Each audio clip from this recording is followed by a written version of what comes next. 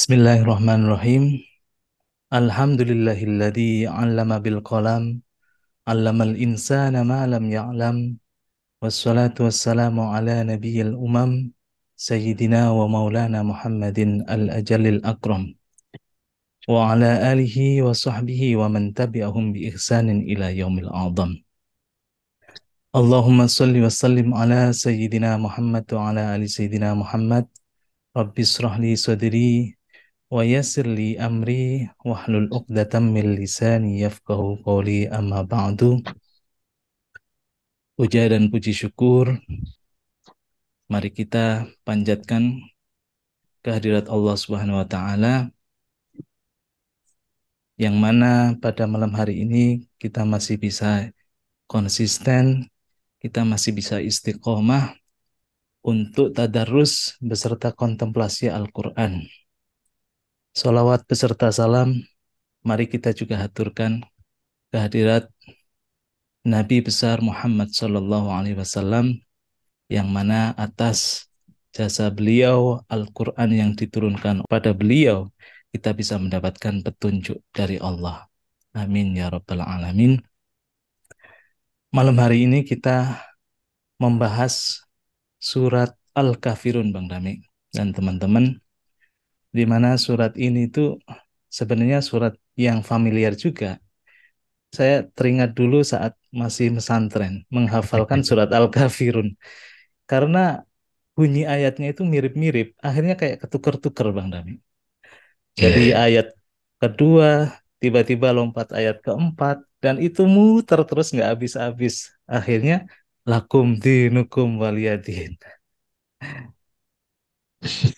Tetapi kalau kita cermati surat Al-Kafirun ini memang terlihat sama, tapi kalau kita cermati itu ternyata berbeda. Nanti kita bisa perdalam, kita ulas kenapa terlihat sama tapi sebenarnya berbeda. Dari sisi gramatikal Arabnya juga berbeda.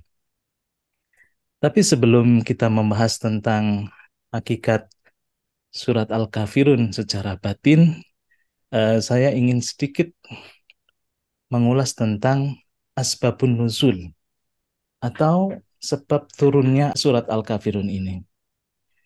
Secara historikal itu Nabi, menurut tafsir Ibnu Katsir itu dikatakan bahwa ada tantangan kepada Nabi. Jadi ada beberapa tokoh kaum musyrikin itu menantang Nabi. Tokoh-tokohnya itu Al-Walid ibnul Mughirah, Aswad ibnul Abdul Muthalib, Umayyah bin Khalaf. Mereka bertiga itu datang kepada Nabi menawarkan sebuah kompromi menyangkut pelaksanaan agama. Jadi mereka menawarkan kompromi bahwa, wahai Nabi, biar sama-sama untung, bagaimana kalau kita kompromi saja? Kompromi bagaimana? Maksudnya, kamu sama umatmu menyembah Tuhanku 1 tahun aja. Demikian juga aku beserta seluruh kaum kafir itu menyembah agamamu atau menyembah Tuhanmu juga setahun juga. Nah, ini kan bentuk kompromi yang agak-agak tricky, Bang Damai ya. Kenapa seperti itu? Alasan mereka, kalau memang agamamu benar, aku bisa dapat benefit nih, bisa dapat keuntungan. Karena kalau aku menyembah agamamu atau menyembah Tuhanmu setahun itu, aku bisa dibebaskan dari neraka. Tapi kalau memang agamamu itu salah, kamu juga bisa dapat benefit, bisa dapat keuntungan dari agamaku. Karena ternyata agamakulah yang benar. Kamu dapat syafaat dari Tuhan kami gitu. Nah, saat kompromi itu terjadi, Nabi tahu tuh, wah ini akal licik orang-orang kafir nih. Makanya di situ turunlah wahyu, Qul ya ayyuhal kafirun. Qul ya ayyuhal kafirun. Jadi saat tantangan itu datang, Nabi sudah tahu bagaimana kelicikan eh, orang-orang yang mau menggelincirkan Nabi ini. Kelicikan dari punggawa-punggawa kafir Quraisy ini dengan menawarkan kompromi yang licik. Disitulah turun Qul ya ayyuhal kafirun. Katakanlah ya ayyuhal kafirun, wahai orang-orang kafir. Di situ sikap Nabi tegas. Qul ya ayyuhal kafirun, katakanlah wahai orang-orang kafir. La a'budu ma ta'budun. Sebenarnya asbabun nuzul ini Bang Dami dan teman-teman semua itu tidak hanya berlaku pada zaman Nabi. Sehari-hari kan sebenarnya kekafiran kita, ya kan, itu selalu menyeret-nyeret kita untuk ikut bersama mereka, bahkan kompromi sama kita. Kalau surat ini kita baca dalam perspektif batin, perspektif spiritual, itu sebenarnya surat ini terjadi juga pada diri kita. Jadi setiap hari itu wajah kekafiran, utamanya ya akal kita, akal licik kita itu selalu ingin ngajak kompromi pada diri kita, ingin menipu, ingin menjebak, bahkan ingin bersembunyi dalam wajah-wajah dogma untuk menipu kita. Contoh gampangnya seperti ini misalnya. Udahlah, cincai aja, kamu kan sholatnya udah banyak, ngapain masih sholat terus? Gitu. Atau udahlah, nanti aja sholatnya kan masih panjang waktunya. Ini kan seolah-olah kompromi. Udahlah, ngapain belajar agama, ngapain rajin ibadah, kan masih muda. Itu kan suara-suara yang mau berkompromi pada kita. Kalau kita bisa membedakan suara itu, dan kita itu sudah mendapatkan sedikit cahaya, sebagaimana kita itu sikap Nabi, sikap kita harus jelas dan tegas bahwa Kul ya ayyuhal kafirun. Katakanlah wahai orang-orang kafir. Katakanlah wahai diri-diri saya yang kafir itu. Saya tegas di situ. Ini tiap hari kan nyeret-nyeret kita, bahkan licik sekali pengen kompromi sama kita. Sebagaimana tadi, punggawa-punggawa kafir itu, pemimpin-pemimpin kafir itu mau mencoba berkompromi, tapi licik kepada Nabi. Disitulah kita harus punya sikap tegas, Kul ya ayyuhal kafirun. Kul ya ayyuhal kafirun. Nabi sendiri itu sebenarnya simbol sebagai orang-orang yang sadar, orang yang sadar pada Tuhan, sehingga ketika ada suara-suara kekafiran itu, sehingga kalau ada suara-suara yang mengajak untuk berkompromi, untuk licik, mengajak kita kepada kekafiran, di situ Nabi sebagai simbol orang yang sadar itu alert, tidak mudah dikelabui.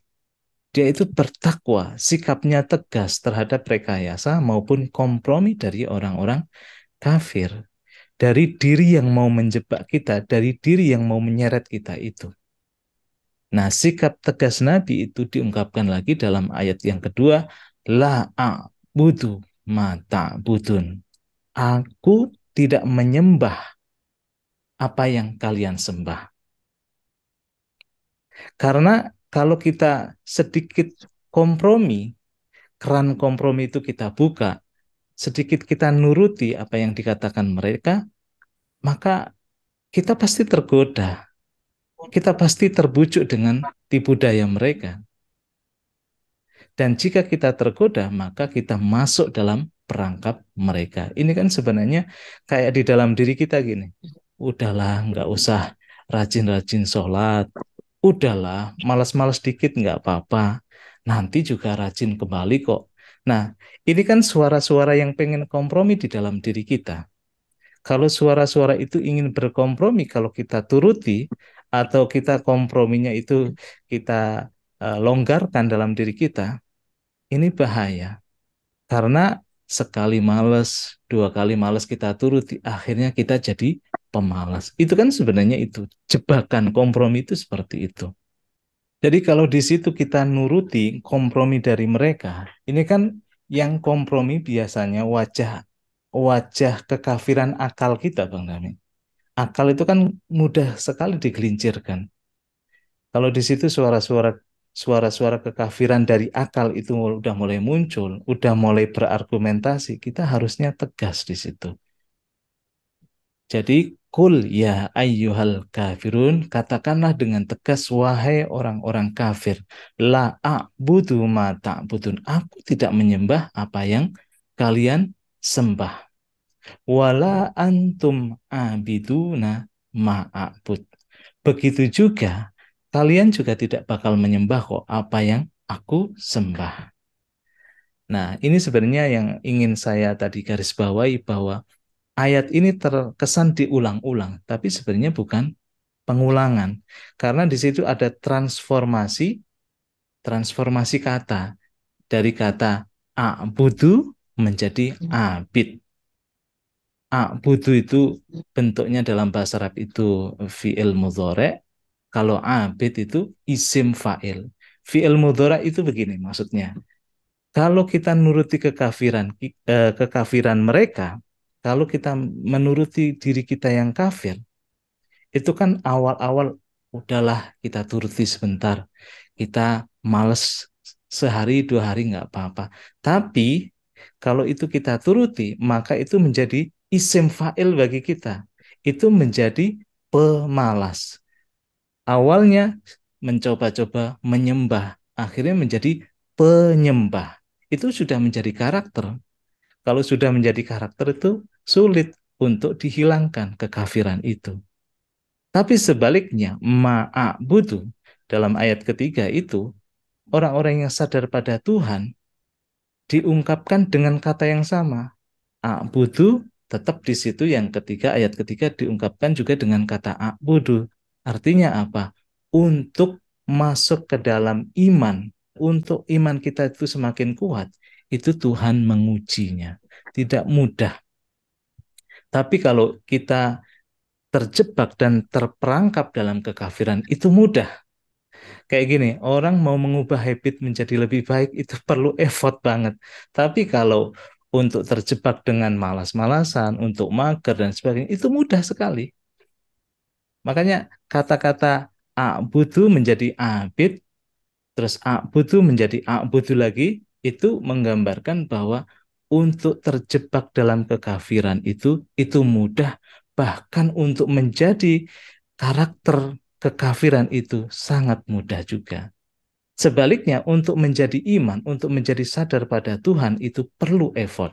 Untuk mengubah habit yang lebih baik, habit yang baik itu perlu effort, perlu perlu proses yang panjang.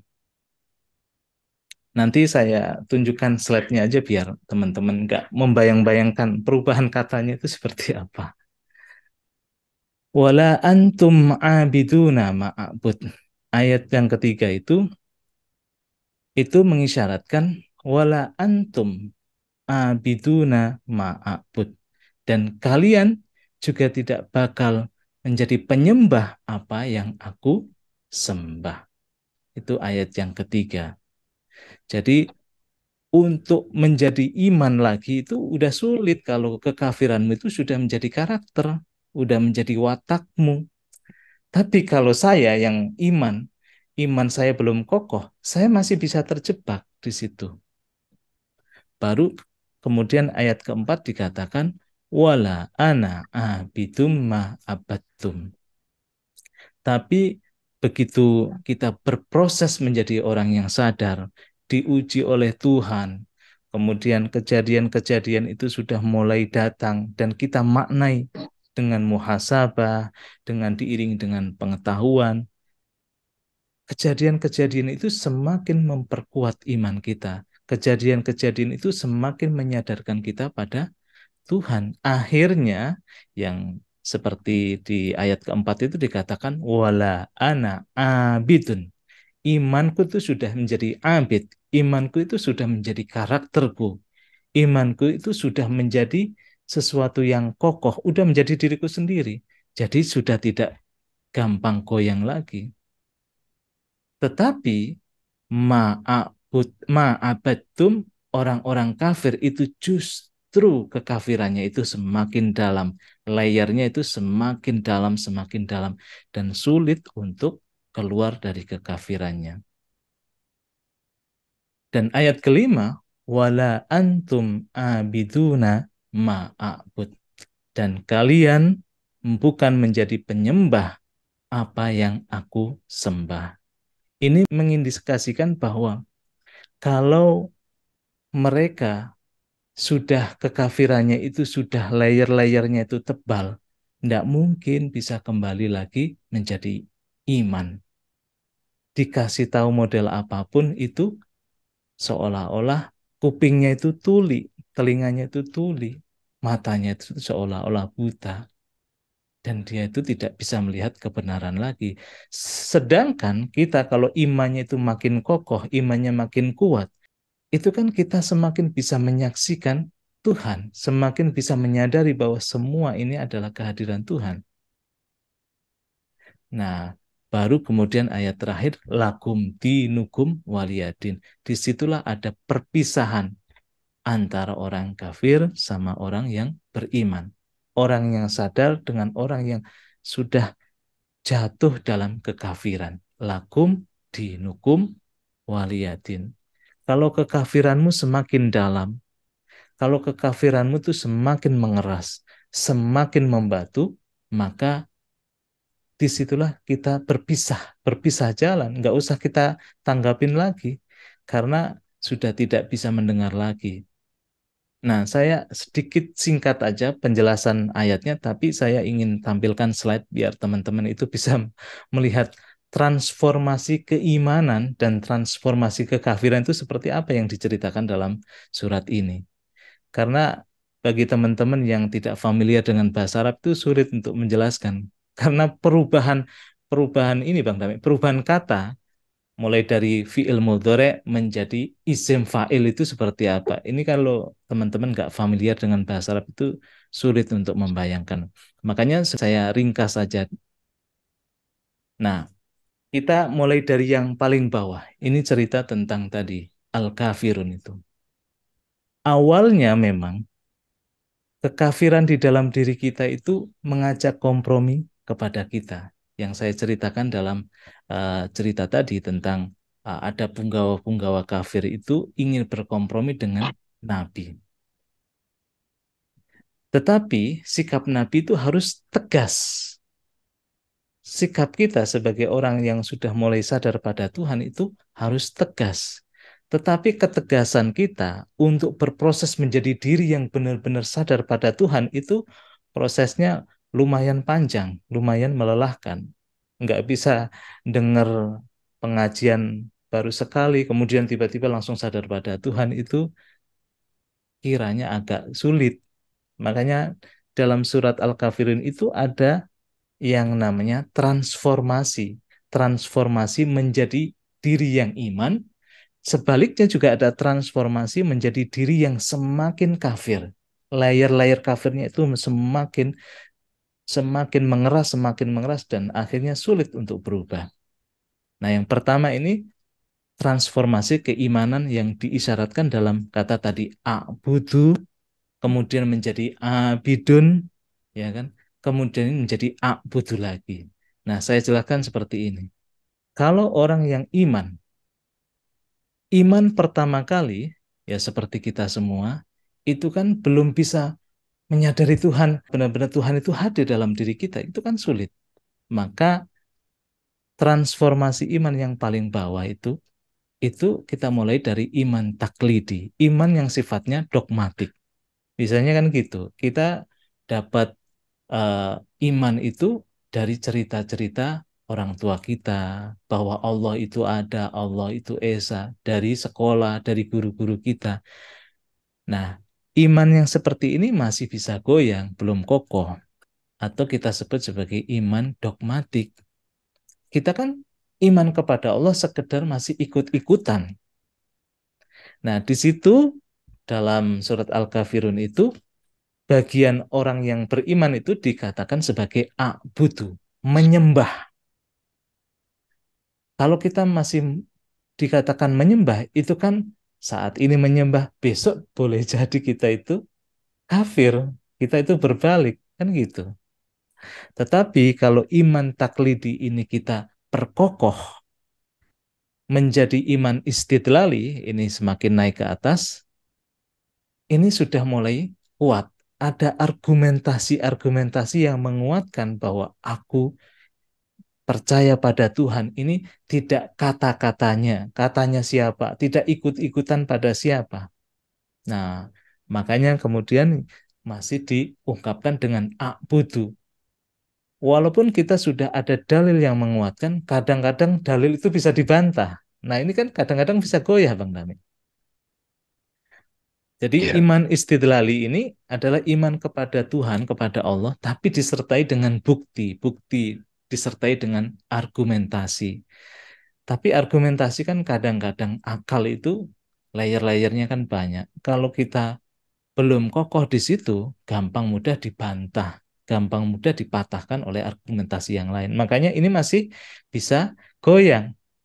Nah, dalam ayat yang ketiga itu tadi dikatakan juga kita masih a'budu dalam golongan orang-orang yang masih bisa goyah juga.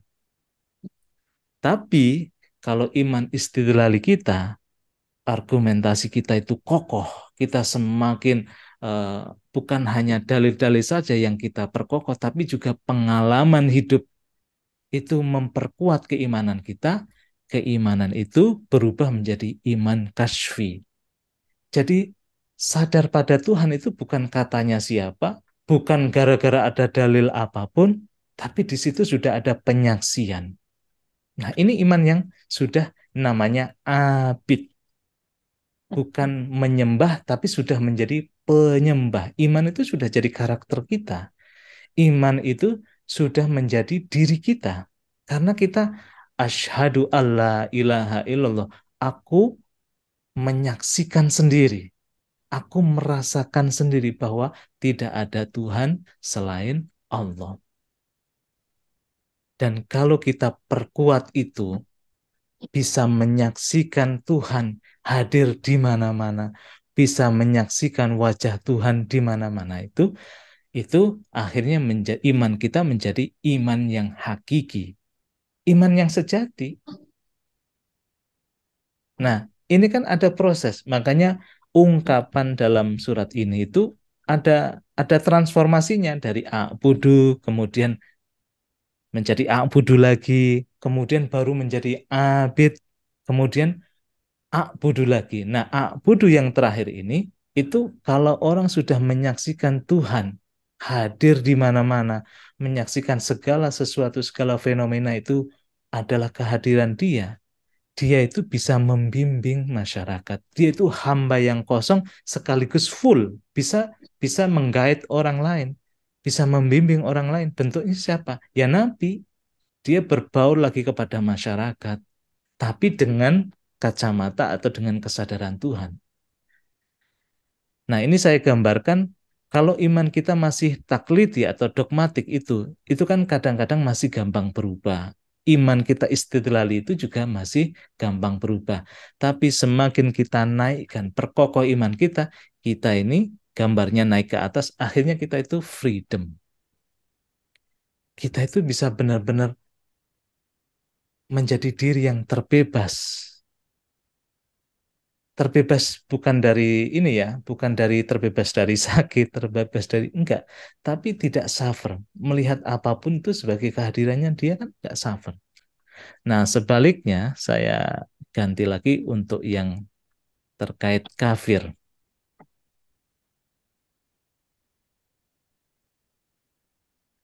Nah, untuk yang kafir juga begitu, Bang Dami dan teman-teman yang lain. Kafir itu memang dari yang paling rendah itu sampai yang paling tinggi atau yang paling dalam, kita itu bisa terjebak. Kekafiran yang paling rendah itu namanya kufur nikmat, mengingkari karunia Tuhan. Makanya di ayat yang kedua dikatakan la a'budu ma ta'budun. Nah, diungkapkan dengan ta'budun. Jadi kalau kita diingatkan sama teman-teman, misalkan kita gampang marah, gampang emosi, teman yang mengingatkan itu kan harusnya hadir sebagai kesyukuran bagi kita. Untung aku bersyukur masih ada yang mengingatkan. Tapi kalau kita sudah mulai tutup telinga. Ngapain sih kamu nginget-ngingetin aku? Ngapain sih kamu itu sok-sok peduli sama aku? Nah, kufurnya ini sudah mulai agak tebel. Nah, ini kita sudah mulai jatuh kepada kekufuran yang kedua, namanya kufur nifak. Nifak itu satu kata dengan kata munafik, yaitu yang pura-pura. Pura-pura maksudnya apa? Hatinya sebenarnya tahu kebenaran, tapi lisannya dan perbuatannya itu sebenarnya tidak mengikuti kebenaran. Ini kan munafik. Seolah-olah tampak di luar itu oke, tapi sebenarnya hatinya itu mengingkari. Nah, ini kan kekufuran yang semakin mulai dalam. Kalau kita sudah di situ ada kepentingan tertentu, ada eh, apa namanya, sesuatu yang ingin diraih karena ingin cari muka di depan eh, mertua misalkan, ini kan sudah mulai ada kemunafikan. Makanya dari yang paling sederhana kita itu tidak syukur pada nikmat, yang kemudian kita sudah mulai munafik. Nah, itu kan kekafiran yang mulai dalam. Dan kalau sudah mulai munafik ini dalam surat Al-Kafirun tadi dikatakan sudah abid. Hati-hati kalau kita sudah munafik itu sudah bisa jadi karakter kita. Kekafiran itu sudah menjadi diri kita. Itu bahaya. Dan yang ketiga, kalau kita sudah terbiasa munafik itu akhirnya menjadi kufur inat, kekafiran yang membuat kita itu keras kepala melihat kebenaran.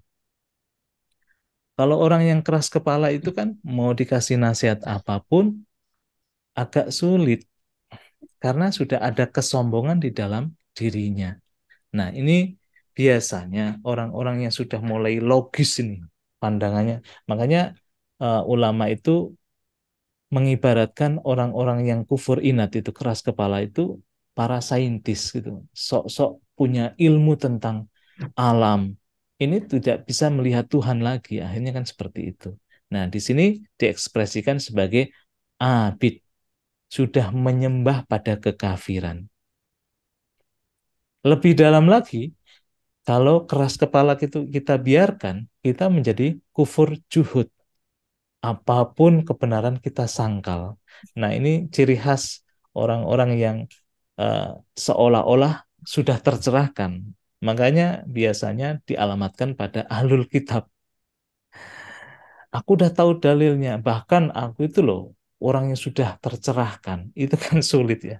Sehingga dia itu tidak bisa melihat kebenaran ada di yang lain. Nah, itu kufur juhud.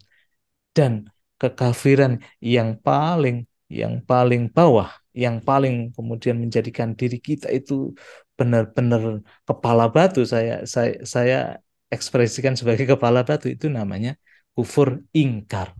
Sudah menolak, sudah menganggap dirinya itu yang paling benar, tidak mengakui ada Tuhan lagi. Ini kan bahaya. Dan ini diekspresikan dalam dalam surat Al-Kafirun sebagai abid. Maka kita coba lihat ada transformasi baik keimanan maupun kekafiran dalam surat Al-Kafirun. Dari kata a'budu, a'budu kemudian menjadi abidun. Kemudian menjadi abidun dan a'budu lagi. Begitu juga kekafiran. Kalau kekafiran itu malah dari ta'budun kemudian menjadi abid. Dari awalnya kafirnya itu sederhana, sekedar tidak syukur, mengingkari karunia Tuhan, akhirnya apa? Menjadi kepura-puraan, menjadi keras kepala, menjadi segala sesuatu disangkal, bahkan semua ditolak. Dia yang paling benar. Nah, kalau sudah seperti itu, ekspresi surat Al-Kafirun yang terakhir itu, lakum dinukum waliyadin. Kalau sudah sama-sama menolak, aku udah paling benar, ya di situ jelas sikapku dan sikapmu sudah berbeda. Ya udah kita pisah jalan. Lakum dinukum waliyadin. Bagimu kepercayaanmu, bagimu agamamu, bagiku agamaku. Udah nggak bisa nyambung lagi. Nah, makanya di sini kalau menurut saya Bang Dami, pelajarannya adalah kalau kekafiran kita itu tidak kita tegasin gitu kan. ada pikiran-pikiran yang mulai berkompromi di dalam diri kita itu kita tidak tegas di situ. Kita biarkan saja. Itu level kekafirannya makin dalam, makin dalam. Contohnya misalnya, ya kalau kita sekali berbohong, dua kali berbohong, itu berbohong itu menjadi sesuatu yang biasa bagi kita. Sesuatu yang bahkan kita bisa menjadi karakter kita, watak kita, jadi pembohong. Itu kan seperti itu. Sampai kemudian kita dinasihatin siapapun itu akhirnya menolak. Dan kalau sudah seperti itu jadi kepala batu, itu nggak masuk dah. Jadi ajaran itu hanya masuk ke dalam kepala tapi nggak masuk ke dalam hati. Itu kan orang-orang kafir. Nah, di situ tuntunan Nabi, Kul ya ayyuhal kafirun. Kita harus tegas. Bukan hanya orang kafir yang di luar, tapi kekafiran itu ada dalam diri kita kok. Kita harus tegas, benar-benar tegas. Kalau suara-suara kekafiran itu utamanya biasanya pikiran kita itu yang mempengaruhi kekafiran kita itu mengajak kita, menyeret kita itu pada kekafiran. Makanya kul ya ayyuhal kafirun. Itu saja dari saya Bang Dame. Silakan ditambahi dan dielaborasi lebih lanjut. Silakan Bang Dame. Terima kasih Mas Hasan atas paparannya. Di sini kita makin detail melihat ayat ini. Insya Allah menjadi petunjuk. Bismillahirrahmanirrahim. Dengan nama Allah yang Maha Pengasih dan Maha Penyayang. Assalamualaikum warahmatullahi wabarakatuh. Alhamdulillah. Puji syukur kita haturkan kehadirat Allah. Malam ini kita bisa kembali silaturahim dan juga mendengarkan diskusi kontemplatif tadarusan. Mudah-mudahan malam ini kita dapat petunjuk, dapat panduan seperti cahaya di tengah malam, tengah kegelapan, sehingga dari diskusi malam ini teman-teman bisa langsung praktek. Tidak hanya membaca ayat ini di sholat itu berkali-kali dapat pahala, tapi juga menjadikan ini sebagai perspektif. Ya, mudah-mudahan insya Allah. Salawat dan salam pada Nabi Muhammad SAW. Sahabat-sahabat sekalian, saya ingin memulai dari satu pertanyaan setelah diuraikan oleh Mas Hasan tadi. Pertanyaan yang sangat penting untuk kita jawab, yaitu siapa sih sebetulnya orang kafir itu? Ya, jadi di sini kan kita selalu membahas, mentadarusi, mengkontemplasi Al-Quran, ayat-ayatnya itu kita bahas dulu konteksnya dulu. Jadi dulu itu ada kejadian kompromi dialektika antara Nabi dan orang kafir. Bagaimana orang-orang kafir menggoda Nabi untuk melakukan ya sikap abu-abu gitu. Padahal ini urusan prinsip, urusan kebenaran. Nah, kompromi tadi yang dulu terjadi di masa lalu itu dijadikan sebagai ayat-ayat, sebagai wisdom, hikmah, agar di zaman sekarang kita jadikan itu petunjuk. Petunjuk pertama adalah kita menyaksikan orang-orang kafir yang zaman dahulu ada di zaman sekarang. Ya, dia punya pandangan sendiri, kita punya pandangan sendiri. Jadi di politik misalnya atau di keluarga, di organisasi, itu kita bisa beda pendapat, beda cara pandang, beda cara melihat. Ini yang disebut sebenarnya way of life. Ya, way of life itu ya agama, makanya agamamu gitu, cara pandangmu gitu ya. Bukan agama KTP di sini ya. Buat apa kalau itu? Jadi sekarang jangan lagi berpikir orang kafir itu orang yang beda KTP gitu. Udah nggak gitu. Orang kafir itu secara sederhana orang yang tidak bisa melihat yang kita lihat. Kan kita suka tuh di organisasi. Kita udah terangkan, dia nggak bisa lihat, dia nggak bisa ngerti. Sehingga ngotot. Apa dalam dirinya yang membuat ngotot? Nah, disitulah kita masuk kepada kekafiran dalam diri masing-masing. Jadi ada orang kafir yang tidak bisa melihat kebenaran, di dalam konteks interaksi kita dengan orang sosial, ada kenapa dia begitu? Ada juga kita sadari lagi di dalam diri kita si kafir itu. Kalau saya coba kaitkan ke self inquiry, kekafiran dalam diri kita itu ego, ya ananiah, pemuja diri. Pokoknya begini, nggak bisa. Nah, itu udah nggak bisa diskusi tuh. Jadi barangkali di antara teman-teman ada saudara kita begitu, keluarga, partner bisnis, pokoknya begini, nggak bisa. Gitu. Makanya tadi diterangkan keyakinannya itu udah kokoh gitu. Bagaimana kita menghadapi orang seperti itu? Nah, ketika ada suara ego di dalam diri kita, terus dialog dengan akal kita, akal sehat. Ego ketika menguasai akal, nah itu tuh kalah tuh komprominya itu. Nah, tapi bagi mereka yang sudah sadar pada kolbu, sadar suara rohnya yang diwakili oleh suara nabi, suara nurani, ya, teman-teman kalau mau dengar suara rohani itu suara nabi, jadi suara rasul itu suara kolbu, teman-teman. Nggak mungkin salah. Cirinya apa?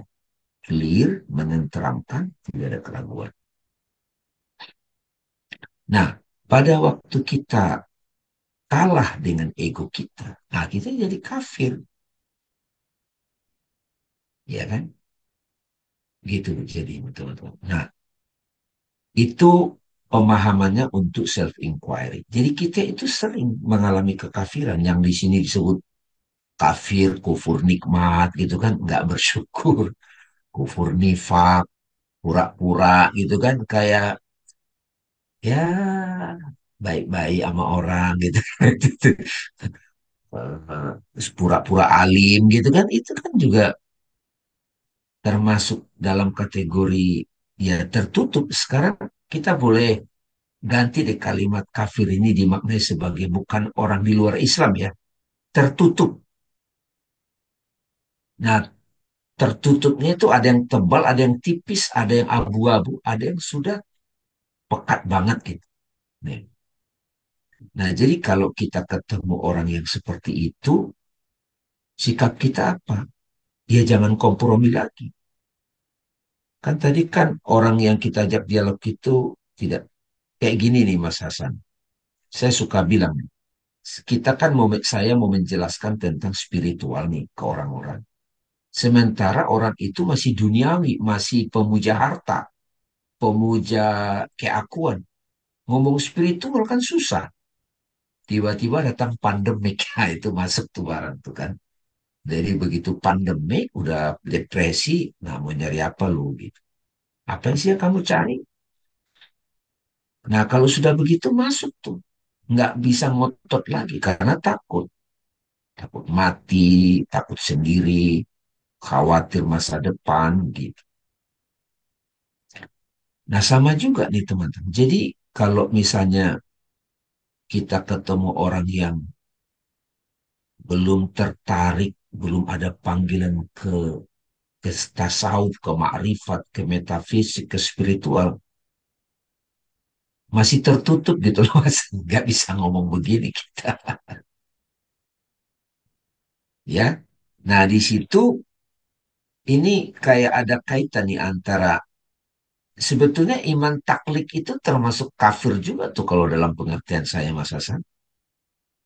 Menyembahnya ikut-ikutan, tapi kita tidak bisa definisikan begitu di masyarakat. Nanti kita repot tuh. Tapi bagi saya, kalau kita jujur pada diri, kalau saya masih taklid, ya saya belum menyaksikan dong. Ya kan? Gitu. Jadi penyembahnya pun jadi penyembah malas-malasan. Nyembahnya masih robotik. Sholat, misalnya kalau sholat itu sebagai bentuk penyembahan.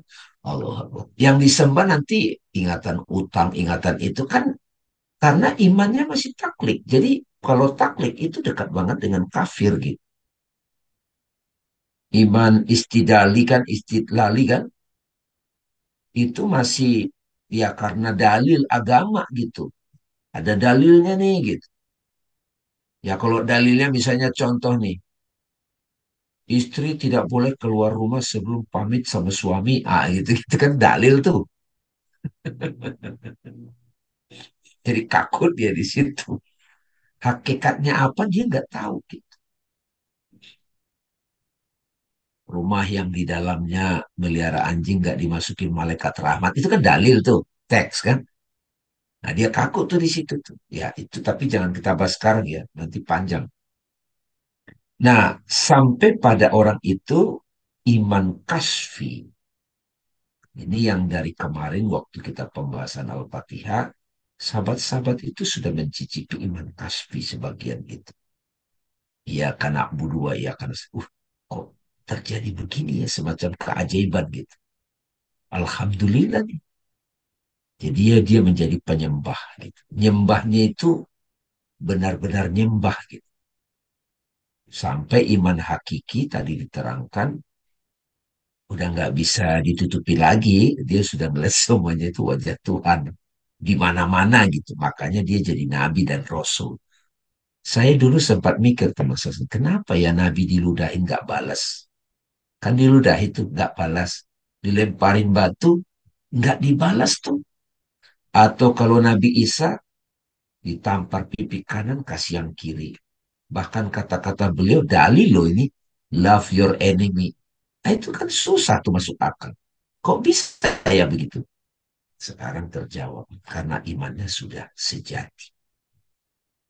Nah, orang yang sudah imannya itu sejati pasti bisa tegas, nggak bisa kompromi, nggak akan kompromi pada ketidakbenaran, nggak bisa. Jadi kalau kita teman-teman masih suka kompromi pada kebenaran, ya nggak apa-apa ya, nggak enak. Udah kejadian lagi, terpuruk lagi. Sampai satu ketika dia dipaksa, saya kasih nih mantra ini, Mas Hasan. Kalau sudah begitu dan nggak bisa kompromi, dia sudah menolak, udah ketutup tuh. Katakan. Apa kata-katanya?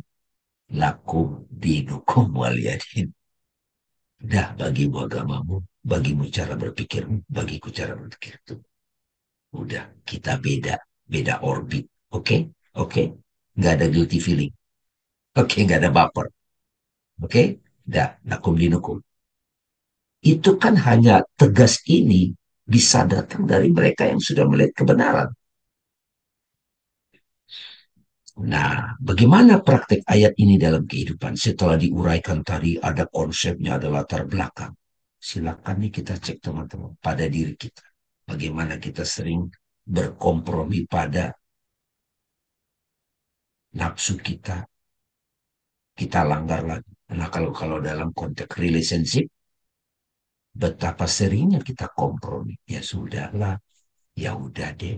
Padahal kita sudah berantem lagi, beda pendapat lagi. Jadi saya melihat Mas Hasan, ini petunjuk buat kita. Cahaya Al-Quran. Buat kita, buat saya juga. Untuk memperhatikan apa sih agamanya orang ini. Kalau saya tanya kalau sekarang itu agama itu bukan maksudnya KTP-nya apa, bukan. Apa sih Tuhannya dia? Duit, jabatan, ya kan, syahwatnya, apa Tuhannya dia? Apa yang dia sembah? Jadi bukan dogma-dogma lagi. Bahkan kalau mau bantu orang itu saya pakai juga. Kalau orang yang pemuja duit, udah pakai itu dulu supaya dia tunduk, ya enggak? Apakah Tuhan dia popularitas? Kalau orang yang pemuja popularitas kan, yang dia kagumi kan, yang dia ikutin yang followernya banyak. Kalau pemuja kekuasaan, yang dia puja ya yang berkuasa.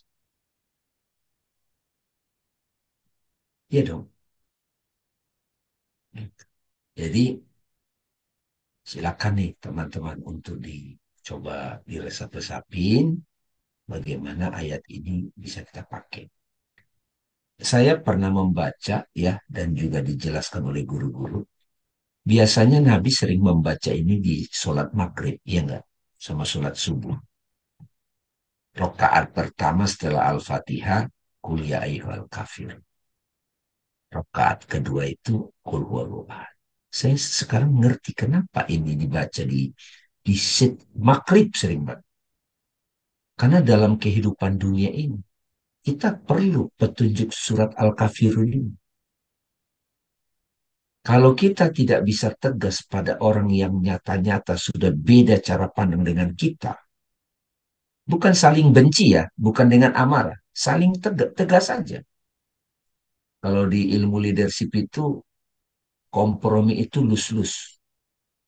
Yang benar itu ya win-win, kita sama-sama bisa saling tumbuh, atau dari awal no deal, oke? Bagimu caramu, bagiku caraku. Nah, ini bisa dipraktekin nih langsung nih teman-teman.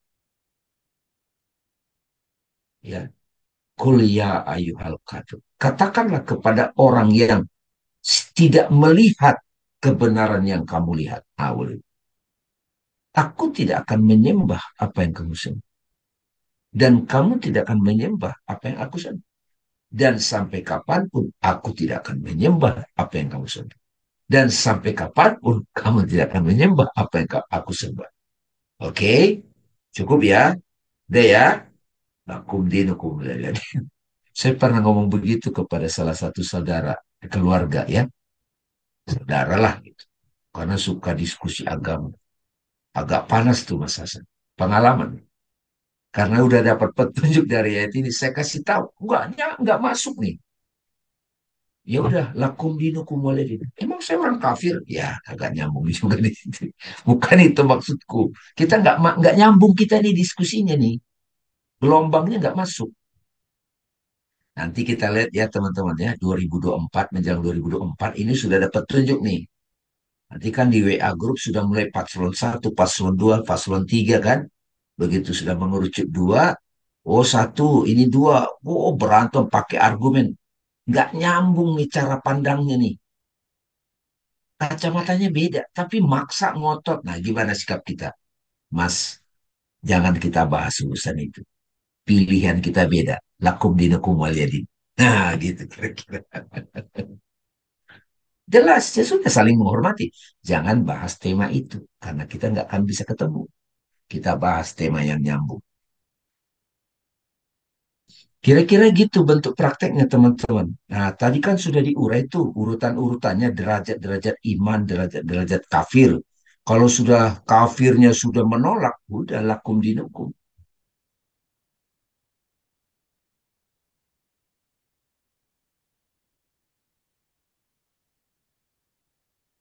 Jangan area abu-abu. Makanya di sini kita jadi furqon. Nggak bisa kompromi terhadap kebenaran gitu. Kenapa urutannya itu Mas Hasan dibawakan begitu sudah kafirnya itu apa ya? Kafir ingkar, ya kita baru bisa kesimpulannya lakum dinukum. Jadi di sini catatan saya, mantra ini semacam mantra, wirid, perspektif. Kalau teman-teman sudah ketemu yang sudah tidak bisa nyambung gelombangnya, pakai ini. Ingat kalian, lakum dinukum waliyadin. Jadi ya, kita sudah nggak bisa cocok, nggak bisa nyambung.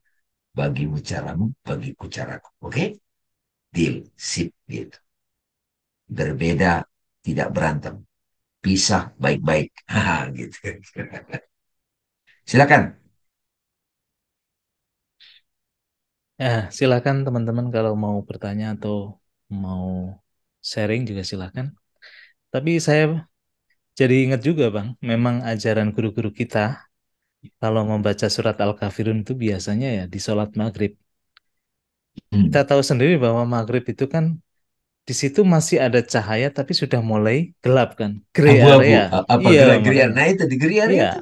abu-abu. Nah, di gray Hmm. area itu kan memang area kompromi. Biasanya kan di balik layar gitu kan gitu. Kalau apa namanya orang mau suap menyuap itu kan di gray area, di balik layar itu kan. Hmm. Nah, makanya kita harus tegas. Qul ya ayyuhal kafirun la a'budu ma ta'budun. Ya kalau terang ya terang, cahaya ya cahaya, harus tegas gitu kan. Jangan gray area, jangan di situ remang-remang. Kalau remang-remang itu warung banget. Tapi di politik itu suka begitu itu di politik. Ya, ya memang itu. Politik Ah, itu sukanya, tapi betul. silakan.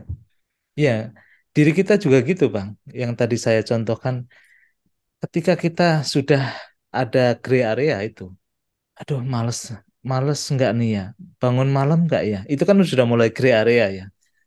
Di situ sudah mulai menyeret-nyeret tuh. Ah, nggak apa-apa, sekali-kali nggak bangun malam nggak apa-apa. Itu kan makin kenceng tuh suara itu. Kalau kita sedikit nurutin aja, udah kena kekafiran itu. Tapi itu masih bisa diubah sebelum dia itu makin derajatnya makin ke bawah yang tadi saya lukiskan dalam itu loh, tabel itu. Tapi memang gitu kok. Kehidupan kita, Bang Dame, saya sangat setuju bahwa kalau kita nggak bisa tegas, kita makin terseret. Dan kalau kita bisa tegas, makin kuat. Iman kita itu tadi makin naik sampai kemudian lakum dinukum waliyadin. Orang bisa mengatakan lakum dinukum waliyadin kan karena ada keberanian di sini, ada Ya, faith, ada keimanan yang benar-benar clear. Tapi kalau kita masih tetap di gray area itu ya, aduh, kasih tahu nggak ya, gitu kan? Atau dikasih nasihat apa enggak ya? Tapi kita kita sendiri belum teguh dengan diri kita. Makanya tadi Bang apalagi Dame, kalau ya itu silakan. teman-teman ya, bagi teman-teman di sini ya, coba kan Quran itu Quran itu pingin kita alami teman-teman. Kita verifikasi dalam kehidupan bahwa itu benar petunjuk itu. Sampai kita bilang nanti, Sodaqallahul azim. Benar itu Allah dengan benar. Kalau di antara teman-teman misalnya ada yang toxic relationship, hubungannya itu sudah saling menyakiti gitu. Udah nggak bisa ditolerir gitu. Tapi gimana kita keluar dari situ? Ya, kan harus ada sikap tegas. Nah, ini suratnya gitu. Jadi situasinya itu kompromi bukan jalan keluar. Kalau sudah menyangkut iman dan kafir, nggak bisa kompromi. Tapi di sini teman-teman ya sekali lagi, kafirnya itu bukan beda KTP agama ya, bukan Iya, bukan ya, iya, bukan. Itu clear ya di awal ya. Jadi kita nggak masuk ke ranah yang permukaan, bukan. Ini biar aktual ke sehari-hari. Jadi misalnya ada di sini yang dengerin, misalnya ini diupload di YouTube, ada yang dengerin orang Kristen, Hindu, Buddha gitu. Mereka nangkap juga maksudnya ini.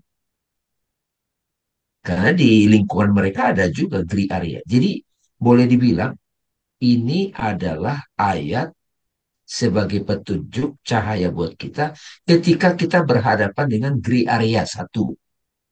Kita nggak tahu mau bersikap apa. Kompromi, kompromi nggak enakan. Padahal kita udah sakit-sakitan, sudah babak belur, ketemu berantem, gimana dong? Ya sudah, katakanlah kepada orang yang tidak bisa melihat apa yang kamu lihat. Aku tidak akan bisa menyembah apa yang kamu sembah. Dan kamu juga tidak bisa menyembah apa yang kusembah. Sampai kapanpun kamu tidak bisa menyembah apa yang kusembah. Sama aku juga. Ya sudah, bagimu caramu, bagiku cara. Oke, deal. Atau kita kalau nggak bisa mengungkapkan ini kepada orang itu, ya cara kerja nanti dewa siwa, dikeoskan hubungan itu, jadi berantakin. Gitu kira-kira. Silakan bagi ada yang mau bertanya atau sharing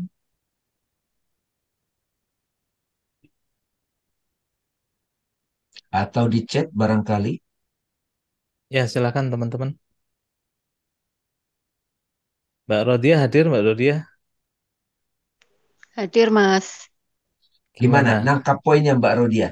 Dapat apa Mbak Rodia dari Al-Kafirun ini? Alhamdulillah nangkep banget. eh sudah terjadi sih, sudah ngalami. Jadi justru sekarang saya jadi ngerti. Oh, ini kemarin seperti ini gitu loh. Jadi yang sudah terjadi itu ternyata memang ayat-ayat Tuhan yang muncul untuk di untuk di apa? Untuk saya bisa Dialami, ngerti, untuk saya bisa dialami. ngalami. Iya, iya gitu, Bang. Jadi kemarin-kemarin belum ngerti. Cuman ya bahasanya kan masih bahasa yang Tuhan minta tolong, yang begitu aja begitu loh. Jadi ternyata urutannya itu dari Al-Fatihah sampai sekarang itu saya jadi, hah, ternyata ini gitu loh, Bang.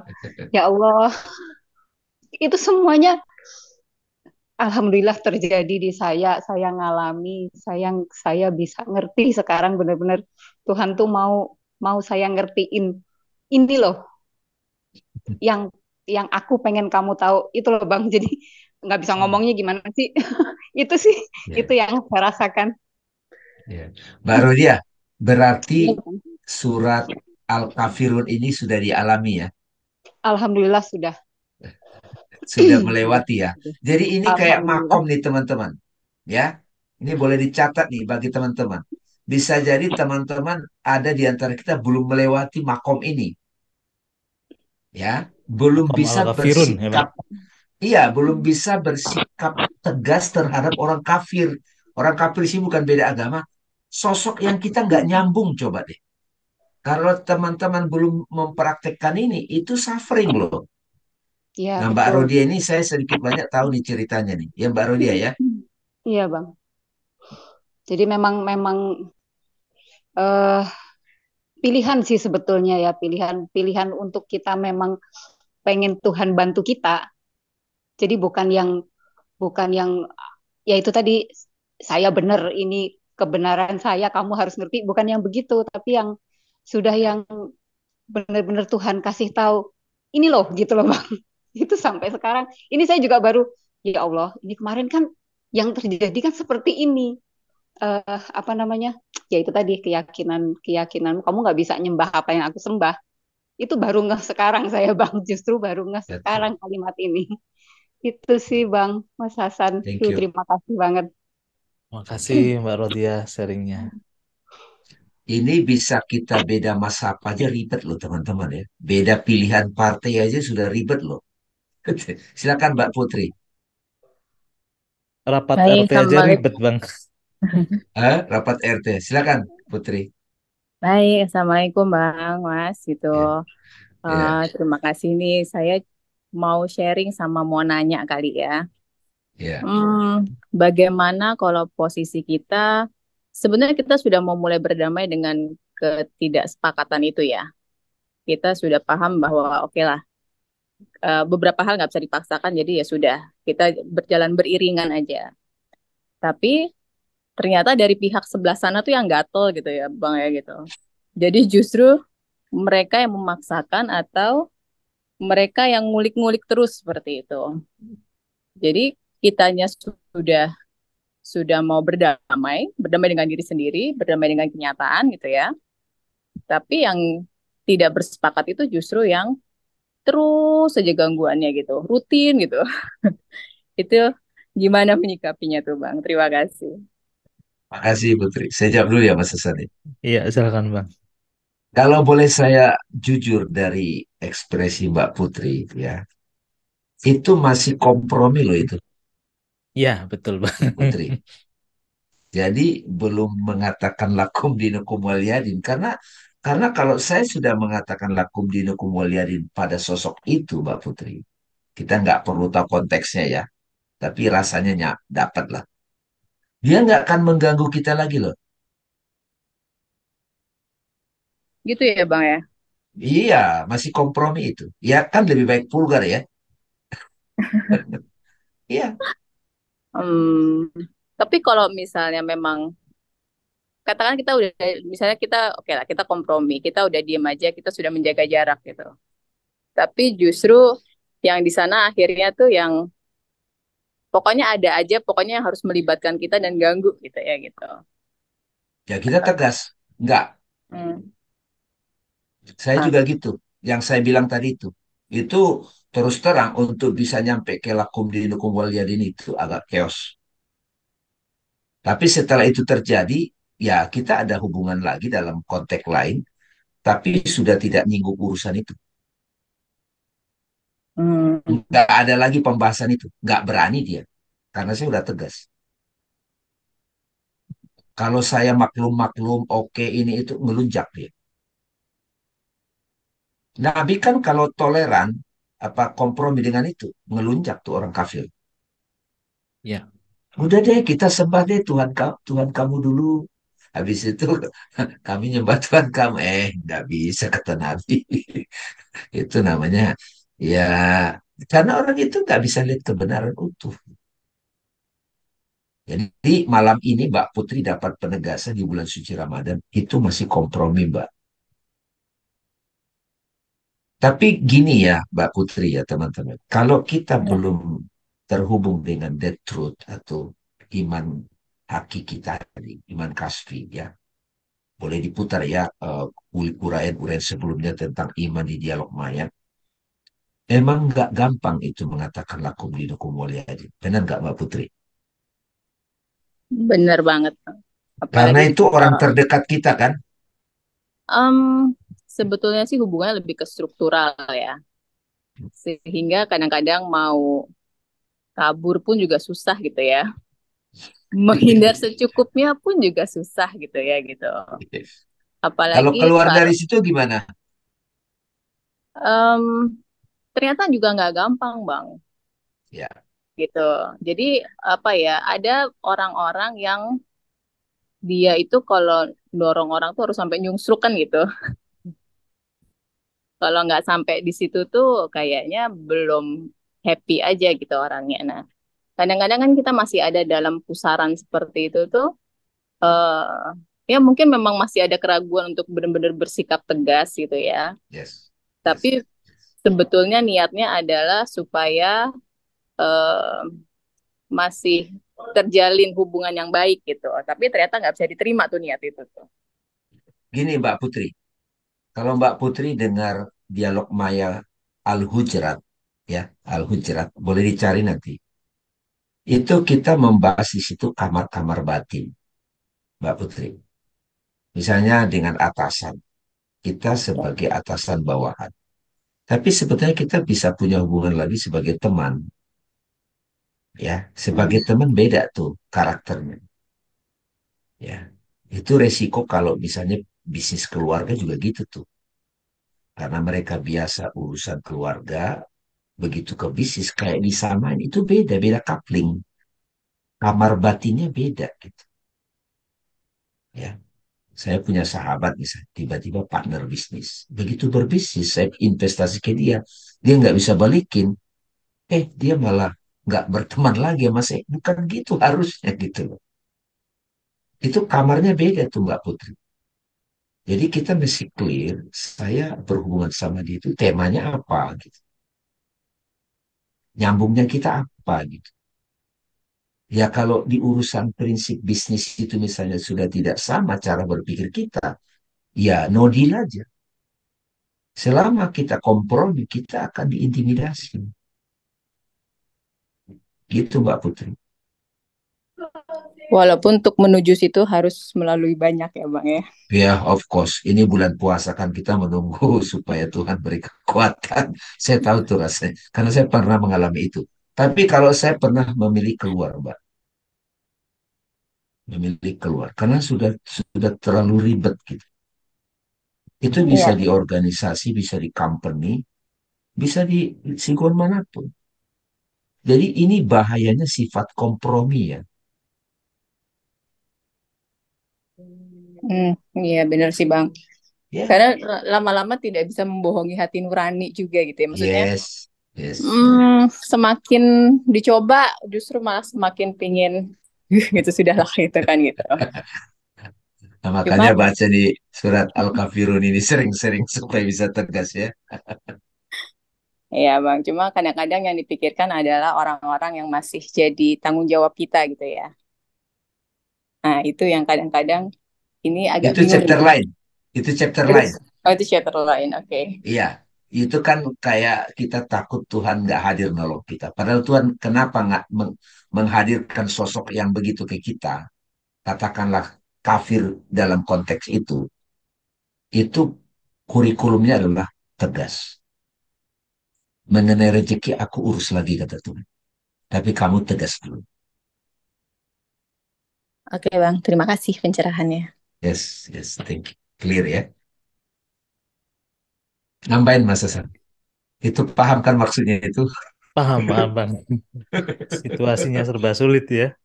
Tapi kalau saya sendiri sih Bang, memang harus dimulai dari diri sendiri. Kita itu harus punya sikap batin yang tegas. Kalau dari diri kita aja nggak tegas, kita masih mendengarkan tadi suara-suara kompromi tadi, bisikan-bisikan yang dari luar itu makin membuat kita itu lemah sebenarnya. Makanya kalau kita masih dalam gray area tersebut ya jangan harap kita bisa tegas.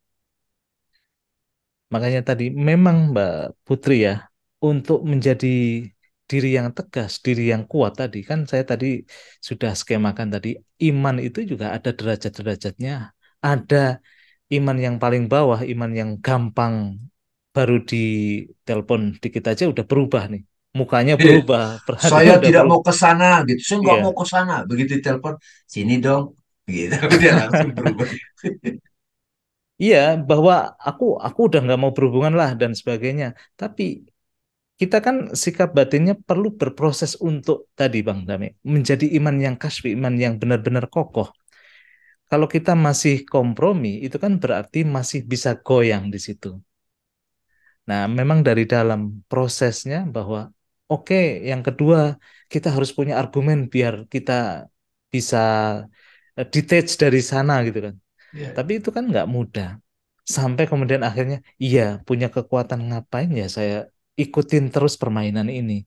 Ngapain saya? Nah, ketegasan itu akhirnya muncul dari proses tadi perenungan. Akhirnya yang tadi saya sebut sebagai iman hakiki itu, oke, no deal. Kalau sudah bilang no deal, sudah nggak ada kompromi lagi, otomatis kalau sikap batin itu sudah ada Bang Dami, semesta juga akan menjauhkan kok. Itu udah pasti Yes. kan? Dan rezeki datang dari lubang Iya. yang tak terduga. Oke. Apalagi tadi yang dikatakan Mbak Putri bahwa saya kan masih memperjuangkan misalkan bawaan saya dan sebagainya. Itu kan asumsi kita. Padahal Tuhan punya rencananya sendiri. Tuhan itu take care kok pada hambanya. Kita yang mungkin ya dengan power kita bisa take care orang lain itu sebenarnya kan karena kita masih kompromi dengan diri kita. Kompromi lagi ini Bang Dami. Bahwa seolah-olah rezeki itu mengalirnya hanya lewat saya. Enggak. Tuhan itu punya banyak cara, punya banyak sekali tangan-tangannya kalau disebut tangan-tangan itu untuk membantu hambanya. Makanya di sini kan faith kan, iman yang berperan penting untuk sebagaimana kita percaya banget. Makanya lawannya kan kufur adalah iman. Lawannya kafir, kafir itu tadi sekali lagi ditegaskan Bang Dami adalah orang yang tidak bisa melihat kebenaran, orang yang tidak bisa sadar pada Tuhan itu kafir. Tapi kalau kita semakin sadar pada Tuhan, di situ kita menjadi Al-Qawi yang maha kuat itu sendiri, itu hadir dalam diri kita sehingga bisa tegas dalam lakum dinukum waliyadin. Tegas memang. Jadi no deal itu, bahasa Qurannya itu, udah. Lakum Lakum dinukum ya. dinukum ya. Betul. Bisa gitu. Jadi kalau teman-teman ngomong lakum dinukum ya, udah sama ini udah jelas, udah tegas gitu. Ya. Tapi Ada Bang ya Dame, silakan Pak Pak, Adri. Silakan Pak Adri. iya, ini merinding Pak sekali. Adri, sorry. Ya, Ini pernah di situasi itu nggak kira-kira? wah pernah banget Bang. Bahkan, Itu pernah ya. Quran bahkan ini saya real ya. Real real, ya. saya sampai keluar dari kerjaan saya karena ambil keputusan itu. Tapi ya memang pada saat pengambilan keputusan itu memang berat ya. Makanya ini saya juga ingin sharing nih bahwa untuk lakum dinukum waliyadin itu pasti ada luka di sana Bang. Pasti ada luka. Tapi pada saat kita menghadapinya itu berasanya berat sekali ya. Karena kita nggak pernah tahu di depan itu ada apa dan bagaimana gitu. Kecuali keimanan kita kepada Allah itu saja gitu. bahwa Allah pasti akan membantu kita. Dan memang waktunya nggak seketika gitu ya. Kita kadang-kadang harus menunggu sampai Allah itu benar-benar datang dan memberikan bantuan pada saat yang tepat gitu. Atau merubah kehidupan kita menjadi sesuatu yang baru gitu. Tapi it happened. It happened. Begitu saya selesai, saya merenung sejenak, jeda sejenak istilahnya. Saya mendekatkan lebih dekat lagi kepadanya gitu. Datanglah dia. Datanglah kehidupan baru itu. Artinya luka itu, saya makin percaya bahwa luka itu adalah sumber cahaya itu sendiri. Yes, kata Rumi ya. Betul. Jadi yakinlah kita ya bahwa dari luka itulah muncul cahaya-cahaya baru. Muncullah kesadaran-kesadaran baru.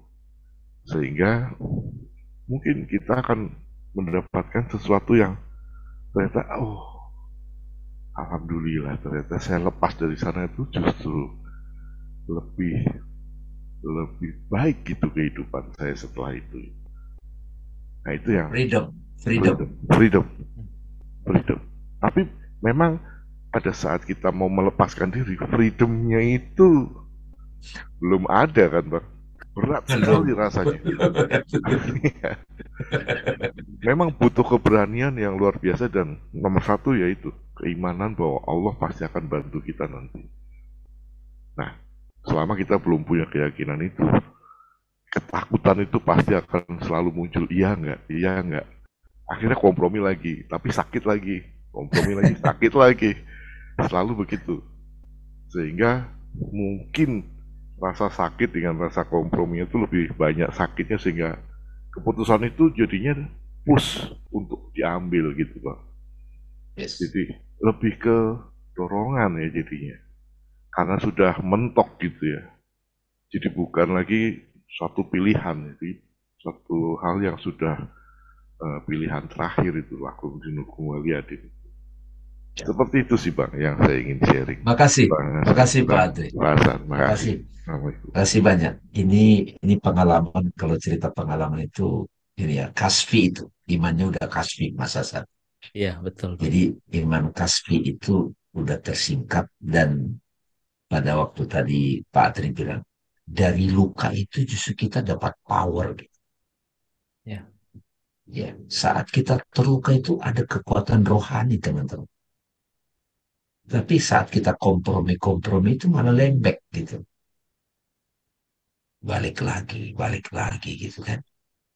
Jadi sekarang kita jadi tahu Pak Adri, surat Al-Kafirun ini adalah semacam ya cahaya buat kita bagi teman-teman yang berada dalam situasi itu.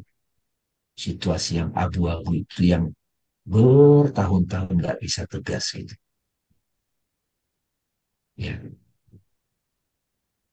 Thank you Pak Adri. Makasih Pak Adri. Sama-sama. Terima kasih. Ini Yosi bilang kata Rumi ya, luka adalah pintu masuknya cahaya. Betul sekali. Untuk itulah Bang Lame ya, ketegasan itu jangan ditunda-tunda karena begitu waktu, iya kan? Begitu waktu sudah mepet gitu kan. Ya kalau badan ini kan punya umur, kita bisa tegas ketika sudah di detik-detik akhir usia kita itu kan bahaya. Dan melepasnya itu sulit. Makanya kalau kita sering baca surat Al-Kafirun harusnya sikap batin kita makin, oh iya, di gray area itu aku harus bisa tegas pada diriku sendiri.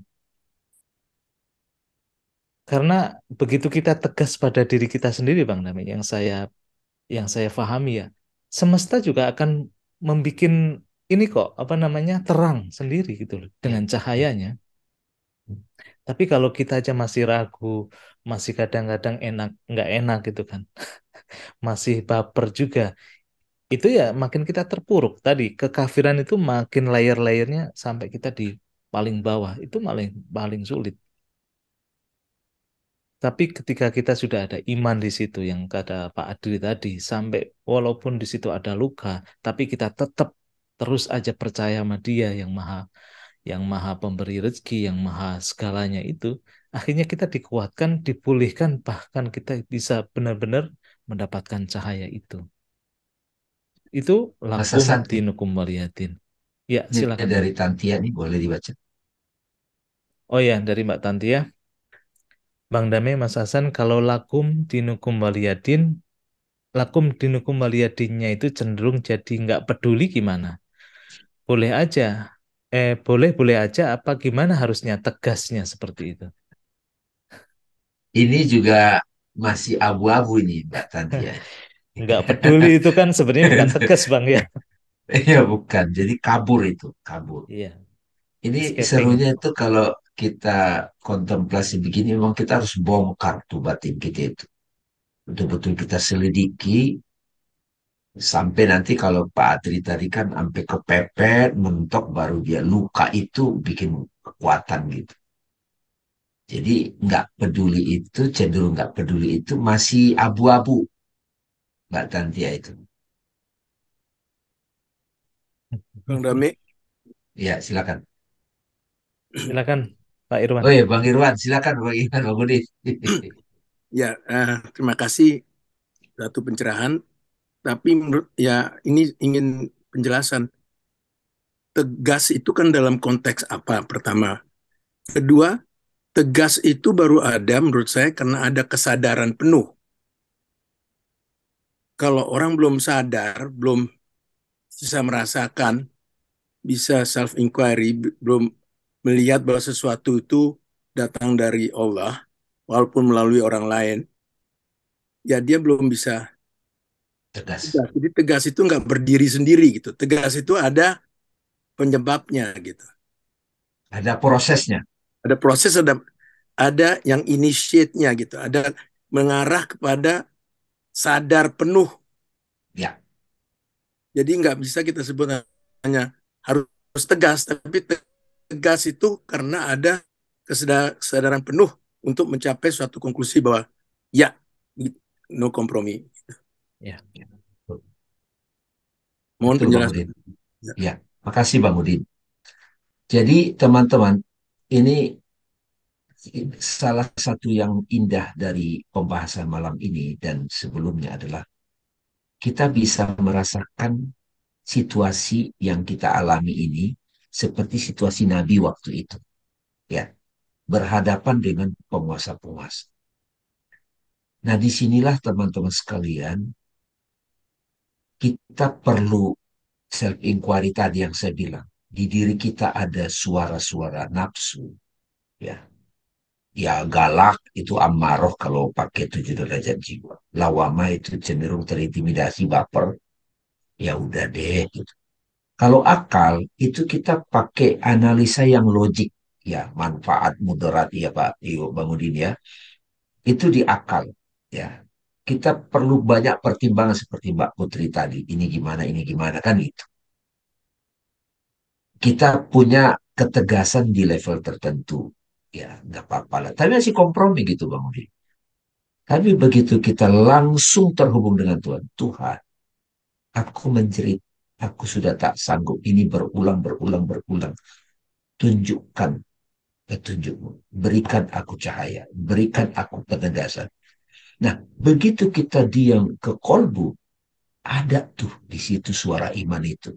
Kasfi itu. Ini caranya. Nah, begitu kita dapat gelombang itu, yaudah, sama yang begini mah lakum dinukum waliyadin. Gitu.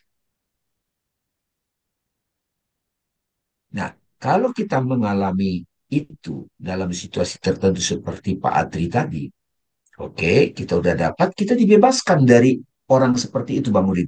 Orbit kita nggak sama dia lagi. Kan enak. Terus kita menjalani hidup. Ada lagi situasi yang lain. Kalau kita belum khatam dengan surat Al-Kafirun ini, Bang Udin, dihadirin lagi tuh, situasinya beda. Tapi di challenge lagi tuh, self-inquiry-nya itu. Itu yang saya bilang, sekarang kita paham, ayat-ayat ini menghatamkannya lama. Gitu. kan mengaktualisasi khatam gitu. Gitu. Jadi betul sekali ketika sudah sampai pada the truth in you, God in you. Dari pengalaman saya bangun sekarang ini, nggak mau lagi, bahkan melangkah pun tidak mau lagi pakai kompromi. Misalnya nih, ada ngajak kerjasama. Kalau di rohaninya sudah bilang tidak, ya dari awal nggak bilang tidak. Ya nggak apa-apalah silaturahim dalam arti teman lama. Nggak, saya sekarang juga nggak mau lagi bangunin begitu. Karena saya akan mengulur-ngulur, istilahnya intuisinya udah ngomong. Sehingga nggak sampai gede itunya, apa yang kita bangun itu. Dan itu kan yang sekarang banyak terjadi dialami orang. Dari awal itu sudah kerasa, nggak usah. Jadi ada tentu saja ada pakem-pakem tertentu kalau misalnya nih Bang Udin, kalau kita ngerekrut orang dia cara berpikirnya udah beda sama kita. Udah dia di situ dititipin deh gitu kan susah tuh kita tuh. Orang itu kerja di situ dititipin gitu. Aduh, gimana ya kita nggak bisa tegas. Ya sudah, kalau kita kompromi di situ, apalagi ini jangka panjang, udah begitu jalan jauh, udah gangguin terus tuh kerikil tuh. Nah, kalau saya ditanya sekarang, gimana Bang Dami setelah mulai menghayati ini pelan-pelan? Dari awal, misalnya ngajar kemana lah Bang Udin.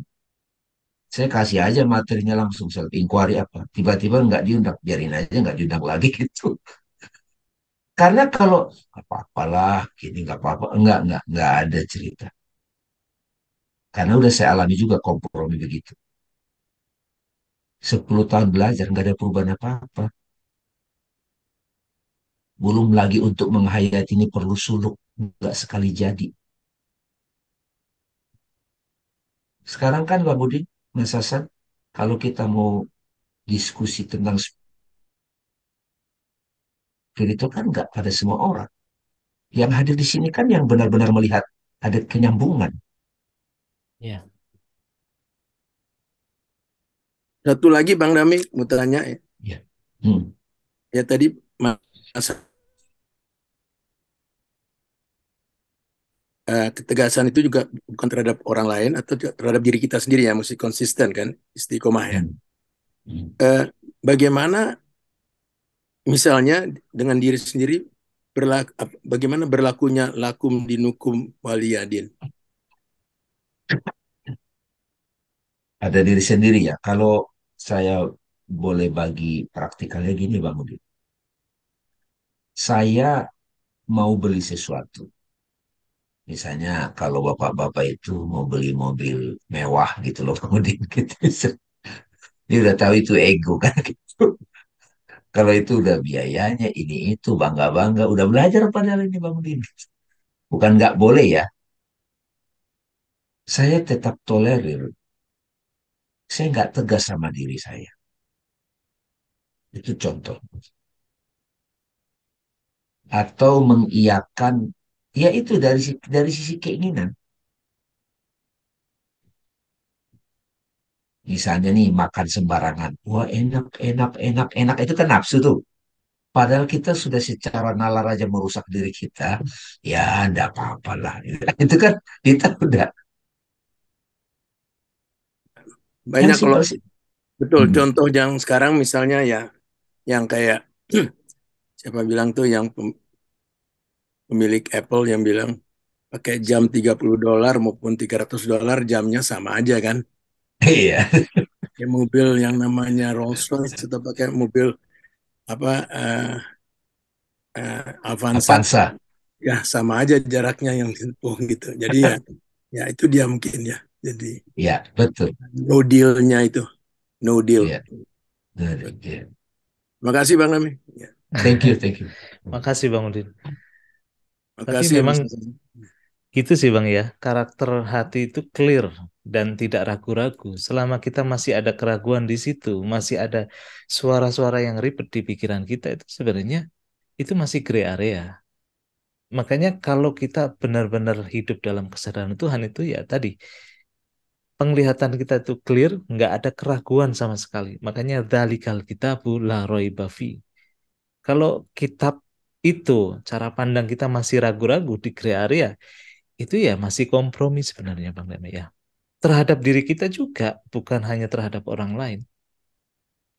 Nah, kalau kita sudah seperti itu ya, kita harus tegas pada diri kita sendiri. Lakum dinukum waliyadin, bukan hanya pada orang lain, pada diri kita sendiri harus lakum dinukum waliyadin. Makanya tadi saya sedikit nyinggung kan, contohnya ya yang sehari-hari aja. Pengen sholat tapi malah, kok malas ya? Ini kan suara-suara.